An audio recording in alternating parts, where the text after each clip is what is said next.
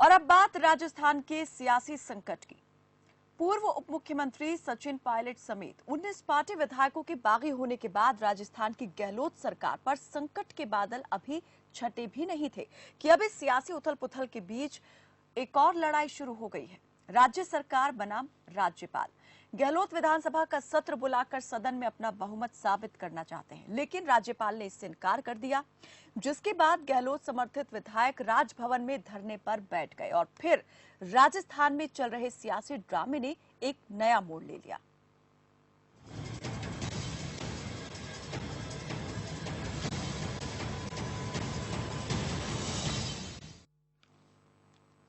तो राजस्थान हाईकोर्ट के फैसले के बाद राज्य में सियासी हलचल तेज हो गई है। हाईकोर्ट के आदेश के बाद मुख्यमंत्री अशोक गहलोत ने सरकार बचाने की कवायद तेज कर दी है। सीएम गहलोत जल्द से जल्द विधानसभा का सत्र बुलाना चाहते हैं और इसके लिए उन्होंने राज्यपाल से मिलकर अनुमति भी मांगी थी। हालांकि ये बात और है कि राज्यपाल कलराज मिश्र ने उन्हें इसके लिए मना कर दिया। राज्यपाल के इनकार के बाद पहले कांग्रेस विधायक राजभवन में धरने पर बैठे और अब प्रदेश भर के जिला मुख्यालयों पर कांग्रेस ने केंद्र सरकार और बीजेपी के खिलाफ धरना प्रदर्शन की रणनीति बनाई है। राज्य में अब लड़ाई सत्ता संघर्ष के साथ अधिकार क्षेत्र की भी बनती जा रही है, जिसमें अब राज्य सरकार और राज्यपाल आमने सामने दिखाई दे रहे हैं। कानून के जानकारों का कहना है कि राज्यपाल को कैबिनेट की सलाह पर काम करना होता है। ऐसे में यदि कैबिनेट मांग करती है तो राज्यपाल को विधानसभा सत्र बुलाना होगा। संविधान के नियमों के अनुसार राज्यपाल कैबिनेट की सलाह मानने के लिए बाध्य है। वहीं राज्यपाल कलराज मिश्र का कहना है कि वो संविधान के अनुसार काम करेंगे। मिश्र ने कहा कि सत्र बुलाए जाने के लिए 21 दिन के नोटिस की जरूरत होती है। राज्यपाल ने यह भी कहा कि मुख्यमंत्री अशोक गहलोत ने कोई भी महत्वपूर्ण कारण और एजेंडा नहीं बताया है जिसके लिए विधानसभा का आपात सत्र बुलाया जाए। हालांकि सीएम गहलोत यहां पर जो विधानसभा का सत्र है वो सोमवार को ही बुलाना चाहते हैं, लेकिन इसकी इजाजत नहीं मिल पाई है। तो चलिए राजस्थान के सियासी संकट और उथल-पुथल में क्या कुछ चल रहा है, क्योंकि कांग्रेस ने सभी जिला मुख्यालयों पर विरोध की रणनीति भी बनाई है। तो इस वक्त ताजा और मौजूदा हालात क्या है, इस पर ज्यादा जानकारी देंगे हमारी सहयोगी प्रेरणा शर्मा। प्रेरणा, आपसे जरा हम ये जानना चाहेंगे कि इस वक्त जो है सियासी हलचल आप किस तरफ देख रही है? बहुत ज्यादा बढ़ गई है। जो विरोध प्रदर्शनों की रणनीति कांग्रेस ने बनाई थी वो कहां तक पहुंची है और बयानबाजियां जो है वो अभी कहां से, आप किस खेमे से सुनती मतलब आपको महसूस हो रही हैं सुनती हुई? देखिए, सबसे पहले तो मैं आपको बताना चाहूंगी कि जो कल राज्यपाल ने पत्र भेजा था जिसमें उन्होंने छह प्रश्न किए थे कि इनके प्रस्ताव भेजे थे कि इनके जवाब जब उन्हें मिलेंगे तब विधानसभा सत्र के बारे में सोचा जाएगा। तो उस बारे में कल मुख्यमंत्री ने देर रात तक इसके ऊपर अपने कैबिनेट मीटिंग भी की, लेकिन और आज दोपहर 12:30 बजे भी मुख्यमंत्री आवास पर बैठक होगी और राज्यपाल को भेजे जाने वाले प्रस्ताव पर एक बार फिर चर्चा की जाएगी और साथ ही जो 6 आपत्तियों के जवाब के साथ जो है ये प्रस्ताव तैयार रहेगा। लेकिन अब और कैबिनेट की मुहर के साथ ये जो प्रस्ताव है ये मुख्यमंत्री राजभवन जाएंगे गहलोत और फिर वहां जाकर राज्यपाल को दिया जाएगा। वहीं मैं आपको बता दूं कि अगर हम बात करें आज के धरना प्रदर्शन की, तो आज का धरना प्रदर्शन जो है 11 बजे शुरू हो चुका है। राजभवन पर दबाव का आरोप जो है जनपद पर कांग्रेस कर रही है और साथ ही मैं आपको दूसरी बात बता दूं कि धरना प्रदर्शन राज्यपाल के विधानसभा सत्र के साथ साथ भाजपा के खिलाफ जो है वो भाजपा के खिलाफ भी ये धरना प्रदर्शन जारी है, क्योंकि इन गहलोत सरकार का कहना है कि केंद्र सरकार के दबाव के कारण राज्यपाल जो है वो सत्र बुलाने की जो मांग है उनकी वो नहीं कर रहे हैं और सत्र नहीं बुला रहे विधानसभा सत्र। तो इसी को लेकर भाजपा सड़कों पर विरोध कर रही है। और वहीं अगर हम बात करें तो यहाँ देहात कांग्रेस जिलाध्यक्ष महेंद्र गहलोत, प्रदेश कांग्रेस सचिव जिया उर रहमान सहित कई लोग यहाँ पे पहुंच चुके हैं और जो इनका धरना प्रदर्शन है ये शुरू हो चुका है। जी, जो कांग्रेस के प्रदेश अध्यक्ष है उनकी तरफ से क्या कुछ अभी कहा गया है हाल फिलहाल में, अगर उनके बयान की हम बात करें तो, और क्या कोई नया पत्राचार भी किया गया है राज्य सरकार की ओर से, सीएम गहलोत की तरफ से या फिर राज्यपाल की ओर से? जी देखिए, अभी तक जो प्रदेश अध्यक्ष जैसा कि हम जान रहे हैं कि 11 बजे भी आज सुबह विधायक दल की बैठक हुई थी जो फेयरमाउंट होटल में हुई थी, बाड़ेबंदी के बीच ही हुई थी। तो अभी वहां पर ये 11 बजे की बैठक शुरू हुई है और वो विधायक दल की बैठक वहां कर रहे हैं। तो खुल के जो बयानबाजी है वो अभी तक कुछ सामने नहीं आई है। पर दूसरी ओर जो 12 बजे 12:30 बजे फिर एक बार इसके ऊपर मुख्यमंत्री आवास पर जो है एक बार बैठक बुलाई जाएगी और साथ ही अभी धरना प्रदर्शन जो है वो शुरू हुआ है। तो जो सीएम आवास पर बैठक बुलाई जाएगी, ये बैठक जो है इसमें कौन कौन शामिल होंगे और इस बैठक में किन बातों को, किन मुद्दों को लेकर के चर्चा होने वाली है और कितने बजे ये बैठक होगी? जी, 12:30 बजे ये मुख्यमंत्री आवास पर बैठक होगी और एक बार फिर जो रात को इस प्रस्ताव पर जो चर्चा की गई थी उसी को लेकर इस बार देखा जा रहा है कि मुख्यमंत्री जो अशोक गहलोत हैं वे पूरी तरीके से तैयारी के साथ जो है राज्यपाल के साथ जाने की उनकी कवायद है कि वो पूरी तरीके से राज्यपाल के पास जाए और वहां पर इस बार विधानसभा सत्र बुलाने के लिए जिस तरीके से जो राज्यपाल ने 6 प्रश्न उनसे पूछे थे, कि 6 प्रश्नों के जवाब उनसे मांगे थे, जिन्होंने कहा था कि किस कारणों से जो है वे नई विधानसभा बुलाना नहीं चाह रहे हैं और उनके प्रश्न भी गहलोत से मांगे थे। तो इस बार वे चाहते हैं कि पूरी तरीके से अपने विधायकों से, अपने कैबिनेट मंत्रियों से पूरी तरीके से तैयारी के साथ जो है वो इस बार राज्यपाल के पास जाए और इसी के साथ वे चाहते हैं कि इस बार कोई भी जो है खामी वहां नजर नहीं आनी चाहिए। विधानसभा सत्र बुलाने की जो उनकी मांग है वो पूरी होनी चाहिए।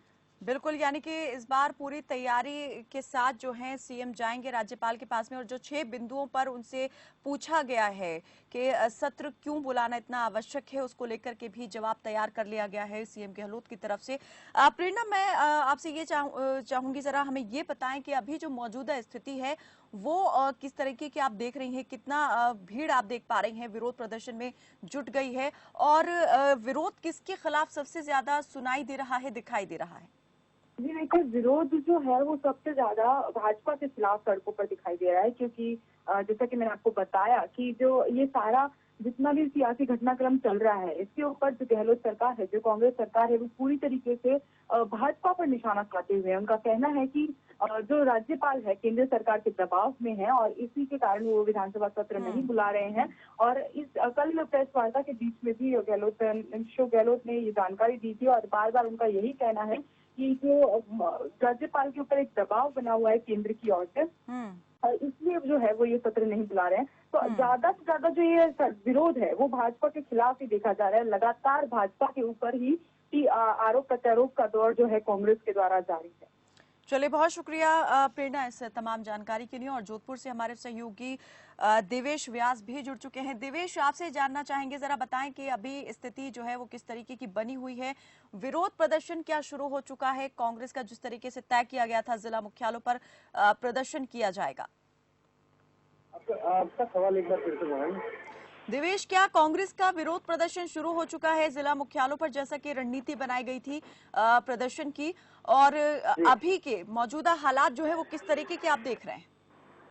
जी, जैसे कि मैं जोधपुर जिला कार्यालय के बाहर खड़ा हूँ, यहाँ पर किसी भी तरीके की भीड़ नहीं है और यहाँ से जो सारा जो एंड मोमेंट पर जो निर्णय लिया जाता है उसमें उन्होंने जोधपुर जिला कलेक्ट्रेट के बाहर महावीर उद्यान है, वहाँ पर पूरा धरना प्रदर्शन शिफ्ट कर दिया है, क्योंकि यहाँ पर इतनी जगह नहीं है कि यहाँ पर ज्यादा तादाद में भीड़ इकट्ठी हो पाए। मैं आपको बता दूं कि इस पूरे धरने में आरक्षी अध्यक्ष वैभव गहलोत, जो मुख्यमंत्री अशोक गहलोत के बेटे हैं, वो इसकी पूरा ये मुहिम में आगे रहेंगे, सबसे आगे रहेंगे। और धरना प्रदर्शन में देखा जाए तो युवा कांग्रेस के अध्यक्ष और ये ब्लॉक अध्यक्ष, पूर्व पार्षद और ये महापौर वगैरह, ये सारे लोग वहाँ पर मौजूद रहेंगे।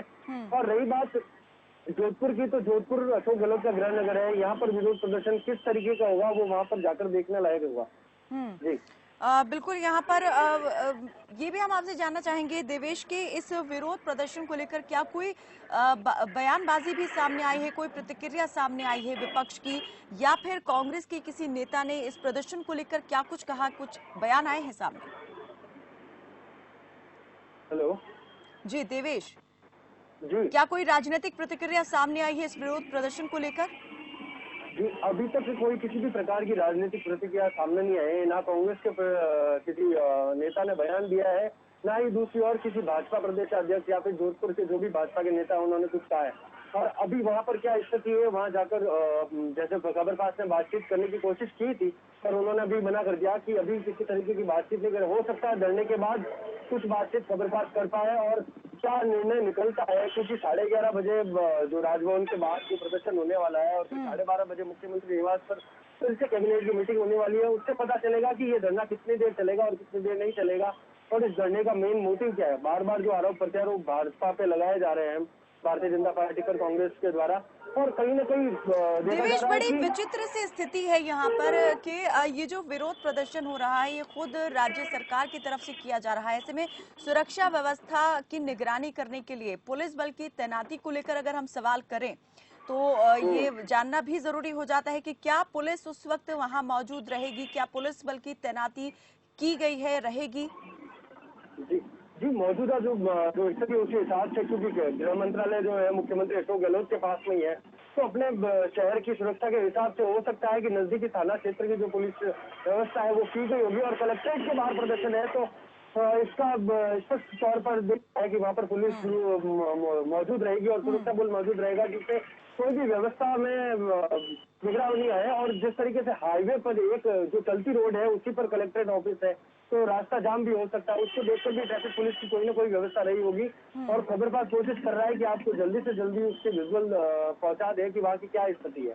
बिल्कुल देवेश, नजर बनाए रखिए और जो भी अपडेट आता है तुरंत हम चाहेंगे उसकी जानकारी आप हम तक पहुंचाएं। फिलहाल बहुत शुक्रिया इस तमाम जानकारी के लिए। तो राजस्थान का सियासी संग्राम जो है, सत्ता संग्राम जो है, वो अब सड़कों पर भी दिखाई देने लगा है। कोर्ट तक पहुंचा, कोर्ट के बाद में फिर यहां पर जो है राजभवन तक ये मामला पहुंचा, लेकिन अब राजभवन से जो है सड़कों पर एक बार फिर से विरोध की चिंगारी सुलगती दिखाई दे रही है। इस पर ज्यादा बातचीत के लिए हमारे साथ इकबाल अहमद कांग्रेस के नेता जुड़ चुके हैं और पंकज मीणा जो बीजेपी के प्रवक्ता हैं वो भी हमारे साथ जुड़ चुके हैं। आप दोनों का ही बहुत स्वागत है हमारे साथ इस बातचीत में, चर्चा में जुड़ने के लिए। सबसे पहले मैं पंकज मीणा जी से पूछना चाहूंगी। पंकज मीणा जी, क्या लगता है यहाँ पर कांग्रेस जो विरोध प्रदर्शन करने जा रही है कितना सही है, कितना आपको लगता है कि गलत है, करना चाहिए नहीं करना चाहिए? अगर हम पिछले 72 साल का इतिहास देखें तो कांग्रेस पार्टी का कभी भी संवैधानिक संस्थाओं में विश्वास नहीं रहा है और हमेशा संवैधानिक संस्थाओं को ये कठपुतली बना के अपनी सत्ता हासिल करने के काम में लेती आई है। अगर हम इसका उदाहरण देखें, अभी पिछले जो 24 घंटे का अगर हम उदाहरण देखें, आप ये देखिए कि आपने राज्यपाल को प्रस्ताव भेजा है कि भाई आप विधानसभा का सत्र बुलाइए। आपने राज्यपाल को सोचने का मौका नहीं दिया, राज्यपाल को सलाह मशवरा करने का मौका नहीं दिया, राज्यपाल को आदेश करने का मौका नहीं दिया, और आपने जिस प्रकार से गुंडागर्दी करती है कांग्रेस पार्टी, उसी प्रकार से इन्होंने सीधा राजभवन पर हमला बोल दिया। आप ये देखिए कि 75 साल के राज्यपाल के आप किस तरह की उनकी स्थिति रही होगी जब एक साथ ये 100 विधायक और इनके कांग्रेस के कार्यकर्ता राजभवन के अंदर घुस जाते हैं, वहां हल्ला करते हैं। आप मतलब बिल्कुल इन्होंने न्यूसेंस क्रिएट कर रखी है, और क्यों कर रखी है आप इसको बड़ा अच्छे से समझने की आवश्यकता है कि आप क्या चाहते हैं। आप केवल भय क्रिएट करना चाहते हैं, भय क्रिएट करके आप राज्यपाल से दबाव में कोई काम कराना चाहते हैं। अगर आपको वास्तव में कोई संवैधानिक संस्थाओं में लोकतंत्र में विश्वास होता तो आप इसको सारा काम सिस्टमेटिकली करते। राज्यपाल महोदय कह रहे हैं कि आपका कैबिनेट का प्रस्ताव नहीं आया मेरे पास में अभी तक।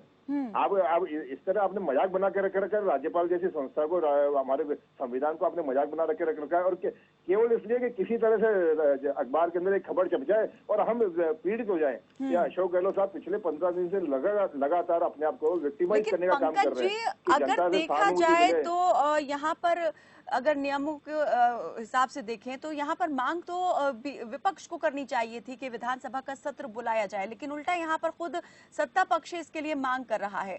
तो इसके लिए ये तो कहा ही जा सकता है कि वो अपनी स्थिति को लेकर कितने आश्वस्त दिखाई दे रहे हैं। बीजेपी क्यों मांग नहीं कर रही है? हालांकि इससे पहले यहाँ पर फ्लोर टेस्ट की मांग बीजेपी के नेताओं ने जरूर की थी। देखिए कहीं ना वास्तविकता में इस पूरे घटनाक्रम को समझने की जरूरत है। आज राज्यपाल महोदय ने भी बहुत बड़ी अच्छी बात कही कि भाई अगर आपका बहुमत है तो आपको फ्लोर टेस्ट की आप मांग क्यों कर रहे हैं। ये वास्तव में बड़ा आश्चर्य लग रहा है। सत्ताधारी दल खुद कह रहा है कि हमारे पास बहुमत है और हम बहुमत साबित करना चाहते हैं। किसी ने आपको कहा ही नहीं कि भाई आपके पास बहुमत नहीं है या बहुमत साबित करिए, कहीं स्थिति नहीं आई। मैं इसीलिए कह रहा हूँ कि तो इस उतावलेपन के पीछे क्या वजह आपको नजर आ रही है? क्यों कर रहे हैं ऐसा सीएम गहलोत? मुख्य समस्याओं से ध्यान भटकाने के लिए गहलोत साहब लगातार नाटक कर रहे हैं, इसके अलावा कुछ भी नहीं है। हम ये कह रहे हैं कि अगर आपके पास बहुमत है तो आप ठीक है ना, किसने कहा कि बहुमत नहीं है? आप ये बताइए बात कहाँ से निकल के आई? इसका मतलब ये सीधा सा ये है कि ये डरे हुए हैं, अशोक गहलोत साहब डरे हुए हैं। और जो आज आम जनता जिस प्रकार से एक आशंकित है, आम जनता इस प्रकार से जो राज्य में अव्यवस्था हो रही है, अराजकता की स्थिति उससे डरी हुई है, उससे ध्यान भटकाने के लिए केवल अगर गहलोत साहब अशोक। चलिए इकबाल अहमद जी, इकबाल जी मेरी आवाज मिल पा रही है आपको? जी कहना जी। इकबाल जी, अभी आपने पूरी बात यहाँ पर पंकज मीणा जी की सुनी, बीजेपी के प्रवक्ता, उन्होंने कहा कि संवैधानिक संस्थाओं में कांग्रेस का विश्वास नहीं रहा है, गुंडागर्दी पर उतर आई है कांग्रेस, और ये एक डर है, उतावलापन है जो इस तरीके की हरकतें सीएम गहलोत कर रहे हैं। दूसरा ये भी उन्होंने कहा कि राजभवन पर हमला बोल दिया कांग्रेस ने। क्या वाकई में कांग्रेस ये सब कर रही है? पंकज जी को मैं जवाब देना चाहूंगा और जनता को भी मैं बताना चाहूंगा कि हम महात्मा गांधी को मानने वाले लोग हैं। अगर कोई एक थप्पड़ मारता है तो हम दूसरा गाल देने को तैयार रहते हैं। हम वो हैं जो बाबा साहब का संविधान मानने वाले लोग हैं। तो हम लोकतंत्र पे विश्वास करते हैं, ये लोकतंत्र पे विश्वास नहीं करते हैं। सबसे बड़ी चीज है कि बनी हुई सरकार, चुनी हुई सरकार जिस तरीके से गिराई जा रही है पूरे हिंदुस्तान में जगह जगह, ये अच्छी बात नहीं है। ये लोकतंत्र को हत्या की जा रही है। और सबसे बड़ी चीज है कि हमारे पास जब पूरे आंकड़े हैं, पूरे नंबर हैं, तो हम उस चीज को बीजेपी नहीं उठाया था कि अपने आंकड़े बताएं और नंबर बताएं। तो आज हम नंबर जब बताना चाहते हैं, हमारी सरकार पूरी बहुमत में है, तो फिर इस बात का क्यों इनको डर लग रहा है सत्र बुलाने के लिए या सत्र ना बुलाने के लिए? वजह क्या है? दूसरी चीज, हमारे कुछ एमएलए जो इन्होंने रोक रखा है हरियाणा में और जहां भी रोक रखा है, उनको छोड़ नहीं रहे हैं। उनको छोड़ें, उनका मोबाइल रोक रखा है, बंद कर रखा है। ये क्या शो करना चाहते हैं? ये क्या दिखाना चाहते हैं? क्या ये लोकतंत्र है? ये लोकतंत्र की हत्या नहीं है कि आज सारे एमएलए को बंद कर रखा है, छोड़ नहीं रहे हैं? और पायलट साहब जिस तरीके से उन्होंने, अग्रवाल साहब आप कम से कम गिरवान में तो जाइए। आपने 100 एमएलए को पिछले 15 दिन से होटल में बंद आपने कर रखा है और आप दुआई दे रहे लोकतंत्र की। कम से कम अगर आपको ऐसा लोकतंत्र में विश्वास है तो एमएलए कल राजभवन पहुंच गए ना मीणा जी, वो सभी एमएलए राजभवन पहुंच गए ना, जिसे आपने कहा कि राजभवन में घुस के हमला कर दिया। आपको कहाँ जरूरत आ गई? आप एक तरफ से बड़ी बड़ी नहीं मीणा जी, विश्वास कर रहे हैं और एक तरफ अपने विधायकों को कैद करके रख रखा है। मीणा जी जो कांग्रेस के आप कह रहे हैं कि विधायकों को बंद करके रखा हुआ है, कैद करके रखा हुआ है, वो तो घंटों फिर धरने पर बैठे ना राजभवन के बाहर। अगर कैद होते तो शायद वहां भी नहीं बैठते घंटों के लिए। सकती है आज कांग्रेस क्या इस बात से झुठला सकती है कि 15 दिन से होटल बंद नहीं है या अब आगे बंद नहीं रहेंगे? आप स्थिति देखिए, राजस्थान में 1000 कोरोना पेशेंट रोजाना हो रहे हैं, कितनी मौतें हो रही है, अस्पतालों में अव्यवस्था हो रही है, और पूरी सरकार 5 स्टार होटल के अंदर इटालियन डिश बनाने के अंदर व्यस्त हो रही है। कहीं से इनके अंदर नैतिकता नजर आती है कि आप ये जनता के लिए चुने गए, जनता की सेवा करने के लिए बाजार के अंदर आए। आती हूँ बाजी आपकी तरफ। अगर कोई जनता की इतनी फिक्र होती तो आज ये हालात नहीं बनाने देते। राजस्थान पूरे हिंदुस्तान में सबसे नंबर 1 था कोरोना को निपटाने में और कोरोना को से लोगों को बचाने में। आज प्रधानमंत्री ने भी ये बात कहा था कि अशोक गहलोत ने जो काम किया है। इकबाल जी मैं ये जानना चाहूंगी, जैसे सीएम गहलोत ने कहा कि राज्यपाल जो हैं ऊपर के दबाव में आकर के इस तरह से काम कर रहे हैं और इस तरह से नहीं करना चाहिए। जो शपथ उन्होंने ली थी, अपना एक संवैधानिक पद है, उसकी मर्यादा को बनाए रखें और उसके तहत काम करें। ये जो आरोप उन्होंने लगाया कि ऊपर के दबाव में जो काम करना चाहिए वो नहीं कर रहे हैं, किस आधार पर ये आरोप जो है सीएम ने लगाया है? देखिए, आधार इस बात का है कि अभी तमाम जगह जितनी भी जगहों पे सरकार गिराई गई है, बनाई गई है बीजेपी वालों ने, उस आधार पे उन्होंने ये बात कही है कि कहीं ऐसा भी राजस्थान में हो ना सके और हो ना जाए। तो आधार तो तमाम है, आधार क्या तमाम वाक्य बने हुए हैं, मुहावरे बने हुए हैं। इन्होंने तो साबित करके दिखाया है। इनके लोगों ने ऐसा काम किया है, सरकार गिरवाने का काम किया, रातों रात सरकार बनाई गई है और रातों रात सारी चीजें हुई हैं। तो ये क्या साबित करना चाहते हैं, ये कहना क्या चाहते हैं? ये साफ पहले बतावें अपने आप को कि हम हैं क्या, जनता के सामने अपनी बात बताएं। ये कहते कुछ है, करते कुछ और। और जहाँ तक अशोक गहलोत जी की बात है, अशोक गहलोत जी ने कोरोना की लड़ाई में जो काम किया है शायद पूरे हिंदुस्तान में किसी ने काम नहीं किया होगा। और सबसे बड़ी चीज है, इनको इस वक्त ये सारी चीजें करनी नहीं चाहिए। नहीं, बीजेपी ये सवाल कर रही है और राज्यपाल भी इस बात को लेकर के उन्होंने पूछा कि अगर आप पूरी तरीके से आश्वस्त हैं, आपके पास में विधायक बल है, तो फिर आप इतनी जल्दबाजी क्यों दिखा रहे हैं सत्र बुलाने की? सोमवार को ही क्यों चाहते हैं जल्द से जल्द सत्र बुला लिया जाए? किस बात का डर? सत्र बुलाने का एक मसला और भी था कि हम कोरोना की बातें करनी थी या कोरोना की लड़ाई की लड़ने के लिए और क्या करना है सत्र में, ये सब बात होनी चाहिए। विधानसभा में पटल पे बात रखनी है या लोगों से बात करनी चाहिए। ये अगर बुराई है तो गलत है। तो क्या गलत है ये? अगर कोई बात करना चाहता है तो इस महामारी में इतनी ज्यादा परेशानियां पंकज दिख रही मीणा हैं जी, पूरे। तो आप कह रहे हैं कि कांग्रेस संवैधानिक संस्थाओं का मान नहीं रखती है। कांग्रेस कह रही है कि आप लोकतंत्र की हत्या कर रहे हैं। कायनात कल का जो राजस्थान हाईकोर्ट का जो वर्डिक्ट आया है, जो सचिन पायलट जी ने एक पीआई लगाई थी, अपनी याचिका लगाई थी, उसमें हाईकोर्ट ने कहा है कि माननीय विधानसभा अध्यक्ष ने अपनी सीमा से बाहर जाके नोटिस जारी करने का काम किया। ये तो बार बार एक के बाद एक लगातार साबित होता जा रहा है कि कांग्रेस पार्टी का कभी भी संवैधानिक संस्था में विश्वास नहीं रहा और केवल सत्ता प्राप्ति और सत्ता से चिपके रहने के लिए ये केन प्रकार संवैधानिक संस्था को तोड़ने का, धमकाने का, मरोड़ने का काम करते रहते हैं। दूसरी बात, मैं एक चीज ये कह रहा हूँ कि आज की तारीख में राजस्थान में किसी ने भी ये नहीं कहा कि भाई आप बहुमत परीक्षण करिए। आप अगर आपको पास बहुमत है तो पहली बात आपको होटल में रहने की जरूरत नहीं है। अगर आपके पास बहुमत है तो आपको विधानसभा सत्र बुलाने की आवश्यकता नहीं है। आपके पास बहुमत है, आप काम करिए जैसे काम कर रहे थे। आप काम करने की जगह होटल के अंदर बैठे हैं पिछले 15 दिन से, और अगर पिछले 2 महीने का देखा जाए तो 2 महीने के अंदर तीसरी बार आप होटल में बंद हुए हैं। ये कहाँ का, ये राजस्थान की जनता के साथ ये अन्याय नहीं हुआ कि राजस्थान की जनता ने आपको चुन के भेजा सेवा करने के लिए, दुख दर्द में साथ खड़े रहने के लिए, और आप दुख दर्द के समय होटल में जाके ऐशो आराम करते हैं। कभी तो आप क्या गाना गाते हैं, कभी कबड्डी खेलते हैं, कभी आप इटालियन डिश बनाना सीखते हैं। तो आपको थोड़ी बहुत भी नैतिकता बची। आज जनता पुकार रही है कि हमारे विधायक इकबाल जी, अपने क्षेत्र अधिकार से कौन बाहर गया, किसने बाहर जाके अपने क्षेत्र अधिकार से काम किया है, किसने अपने पद का गलत इस्तेमाल किया? कांग्रेस सत्ता की लोभी है। कांग्रेस कुर्सी के लिए लड़ती है।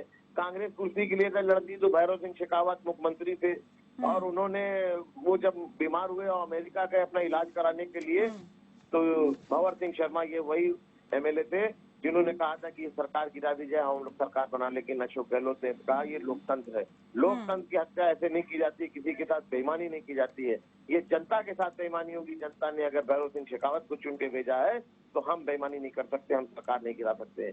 हम पीवी नरसिम्हा राव जी प्रधानमंत्री हुआ करते थे, उन्होंने जाके ये सारी बात बताई। उन्होंने राज्यपाल से बताया कि राज्यपाल जी ऐसा होने वाला, ऐसा लोग करना चाहते हैं लेकिन हम ये करना नहीं चाहते।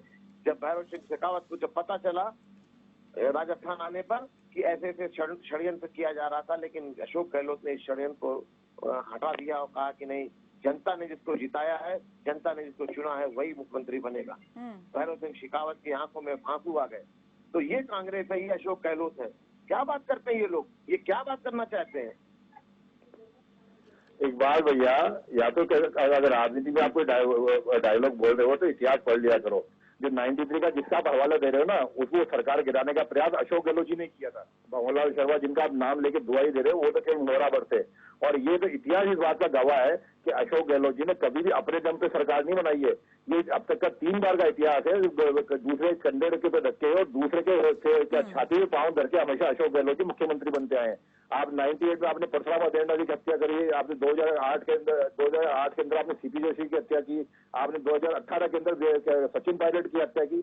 आपने इस बात के इतिहास छोड़िए, आपको अभी समझने में बहुत टाइम लगेगा। अशोक गहलोत जी हमेशा दूसरों के कंधे पे बंदूक रखे और खुद आगे सरकार कुर्सी पे चिपकने के अंदर बिल्कुल बहुत क्या करती है। इकबाल जी, क्या ये कहे कि राजस्थान हाईकोर्ट के फैसले के बाद झटका लगा है सरकार को और इसलिए वो इतनी जल्दबाजी में है कि जल्द से जल्द सत्र बुला लिया जाए और अपना बहुमत साबित कर दिया जाए सुप्रीम कोर्ट के फैसले के आने से पहले? न्यायपालिका का हिस्सा, हम संविधान के मानने वाले लोग हैं, हम संविधान के सिस्टम से चल रहे हैं। मानो ना, विधानसभा में 21 दिन पहले नोटिस दिया जाता है।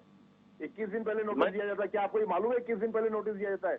आज आप कहते हो, आज आपको सुबह जो इच्छा होती है कि भाई हम विधानसभा का सत्र बुलाए और कल आप सत्र के लिए धरना देने शुरू कर देते हो। विधायक कहाँ है, किस परिस्थिति में मौजूद है? विधायकों को 21 दिन पहले नोटिस जाना चाहिए। आप कम से कम विधानसभा अगर विधायिका की बात करो तो अरे भाई, नोटिस किस बात की दी गई है कि कांग्रेस पार्टी के विधायक मीटिंग कर रहे हैं, मीटिंग में आप आओ? नोटिस इस बात की है। नोटिस भैया, वो नोटिस नहीं है, वो आपने व्हिप जारी किया था और विधानसभा सदन के अंदर और सदन के बाहर व्हिप जारी करने के लिए शिकायत करेंगे कि हमारे विधायक, हम शिकायत करेंगे कि हमारे विधायक नहीं आ रहे हैं तो हम वो नोटिस नहीं जारी करोगे। आप शिकायत करोगे पीसीसी अध्यक्ष को आप शिकायत विधानसभा में नहीं कर सकते। विधानसभा क्योंकि होती केवल विधानसभा सदन के नहीं, चलिए पंकज जी, मैं आपसे ये जानना चाहूंगी, अगर ये सारी चीजें हो रही हैं, मीटिंग बुलाओगे उसके लिए राजस्थान कांग्रेस अगर यहाँ पर सड़क पर उतर रही है, विरोध करने के लिए आग्रह कर रही है राज्यपाल से कि जल्द से जल्द विधानसभा का सत्र बुलाया जाए, और यहाँ पर अपना बहुमत साबित करने के लिए भी जल्दबाजी में दिख रहे हैं सीएम गहलोत, तो इन सबके पीछे आप क्या कारण देखते हैं, जबकि आप खुद कह रहे हैं कि जो सरकार है उसको ये समझना चाहिए, अगर वो ये दावा कर रही है कि उसके पास आंकड़ा है तो उसे निश्चिंत हो जाना चाहिए और काम करना चाहिए, लेकिन अगर ऐसा नहीं है, ऐसा नहीं कर रही है सरकार, तो क्यों नहीं कर रही, क्यों वो आश्वस्त नहीं हो पा रही? देखिए, बड़ा स्पष्ट है ये। पिछले 15 दिन का अगर हम अखबार की खबरों को जो परिस्थितियां उनको एनालिसिस करेंगे तो बड़ा सीधी सी बात यह है कि इनके कांग्रेस के अंदर खेमे के अंदर दो गुट सीधे सीधे दिख रहे थे और दो गुट के अंदर वर्चस्व की लड़ाई थी।